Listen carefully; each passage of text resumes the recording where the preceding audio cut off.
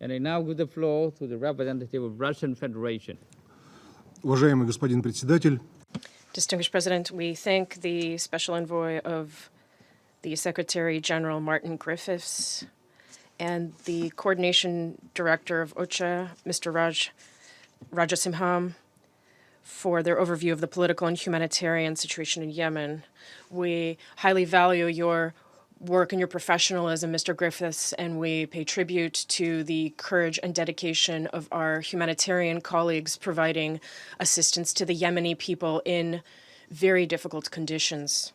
The situation in Yemen continues to be one of extreme concern. Despite the intensive mediation efforts being undertaken, a full implementation of the Stockholm Agreement has still not been achieved. The implementation of the Riyadh Agreement on the south of Yemen is meant to make a significant contribution to stabilizing the situation. Russia, which has historically friendly relations with Yemen, sees Yemen as an independent, sovereign state territorial integrity. We reaffirm our full support to Mr. Griffith's mission in convincing the parties to the Yemeni conflict that there's no alternative to a political sentiment and inducing them to develop confidence-building measures and establish a comprehensive ceasefire.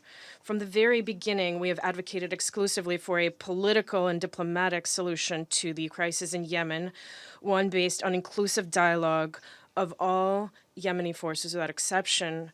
We will continue supporting UN mediation efforts in Yemen, including through contacts with all the political stakeholders in the country and all interested parties, both in our national capacity as well as a permanent member of the Security Council.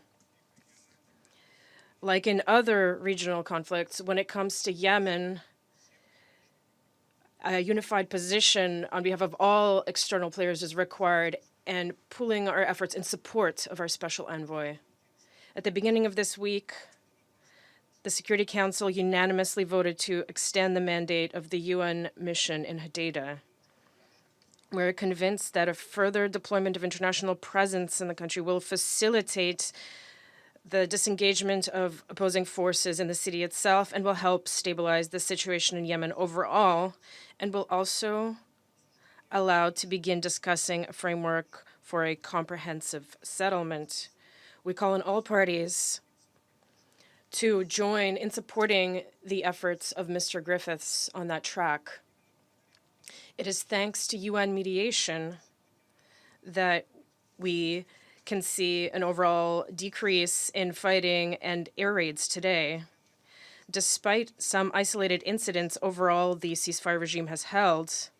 Thanks to the agreement reached regarding the use of customs revenues from the port of Hodeidah in order to pay the salaries of civil servants, ships have resumed entering and unloading their shipments in the port, which opens up additional avenues for providing humanitarian assistance. We hope that the political will to find common denominators demonstrated by the parties in Yemen will help to achieve an expeditious political settlement to the protracted conflict. In that regard, we call on the parties to the conflict to do everything in their power to make sure that these positive developments lead as soon as possible towards a full cessation of hostilities, and as a consequence to the saving of human lives and the launch of a comprehensive peace settlement in Yemen exclusively under UN auspices, one that would account for the interests of all the main political forces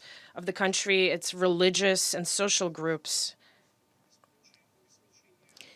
ensuring an inclusive process is one of the determining factors of achieving a lasting long-term stability.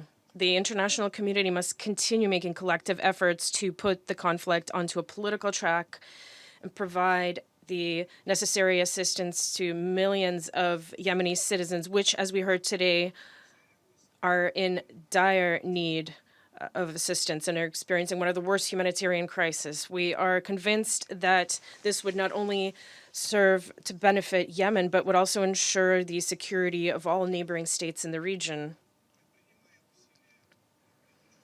In undertaking efforts on the political track, we must not forget that war, chaos, and internal conflict only serves to help terrorist groups.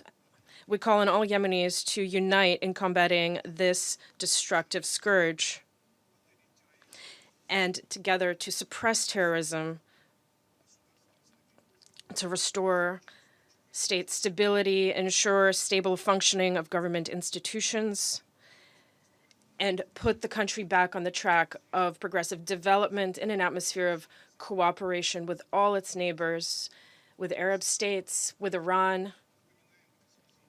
In that connection, we recall Security Council Resolution 598, which directed the Secretary General, in concert with states of the region, to develop a security architecture for the region. We once again draw attention to the Russian concept of collective security in the Gulf region, which seeks to resolve conflict situations, develop confidence building and control measures. Escalating aggressive accusatory rhetoric and artificial stoking of anti-Iranian sentiments is destabilizing the already tense situation in the entire Middle East region. Mr. President, in April of this year, we will mark the 5th anniversary of the beginning of the war in Yemen. We believe that this is a tragic landmark that should spur the people of Yemen and all regional stakeholders to put aside their differences and agree on a political settlement. It is high time overall for states in the Middle East who possess a rich history, rich traditions and culture, as well as vast natural resources, to take the issue of regional security into their own hands and to begin a mutually respectful dialogue, to cast aside negative external influences that are antagonizing interstate relations and under various premises is hampering prospects for peaceful coexistence and cooperation. Russia will be actively assisting a peaceful resolution of regional disputes, including in Yemen, based on high level of trust with states of the Middle East. Thank you for your attention. I thank the representative of Russian Federation for his statement.